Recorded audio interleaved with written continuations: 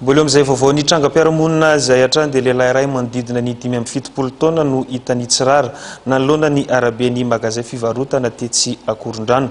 Tokony ho tamin'ny 3 ora sy sasany maraina no nahitany mpitandro filaminana nanao fisafona sy ny mpiambina ny toeram-pivarotana azy ka novonjena avy hatrany moa ity rangahy lehibe namony an'ity saingy tsy avotra ny ainy. Fanampanazavana ary no arahantsika. Tranga mampalahelo no niseho nanoloana ny magazin iray tetsy amin'ny faritra Akorondrano. Lehilahy lehibe manodidina ny 570 taona no nitsirara teo amin'ny arabe. Araka ny ambarany manodidina dia fanina ity lehilahy ity ary avy hatrany dia nianjera tokony ho tamin'ny 3 ora sasany maraina tany. Ny polisy nanao fisafona no nahita azy ary nibata azy niaraka tamin'ny mpiambin'ny magazay izay akaiky teo. Niantso ny tompony andraikitry ny fokotany ireo mpiambina. Mitantara ny sefy fokotany etsy Akorondrano Andranomahery.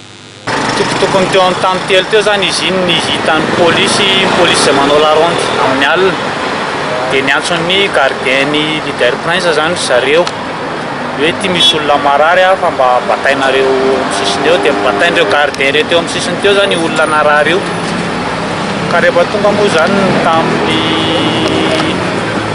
teny sasany tamin'ny 4 dia niantso ny komity pokotany ireo gardien ireo.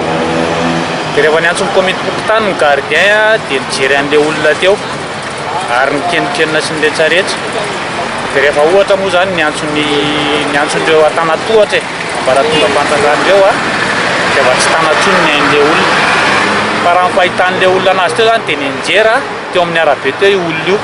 Rehefa nianjera teo amin'ny arabe zany dia nibataina teo amin'ny sisiny teo dia izy no maty.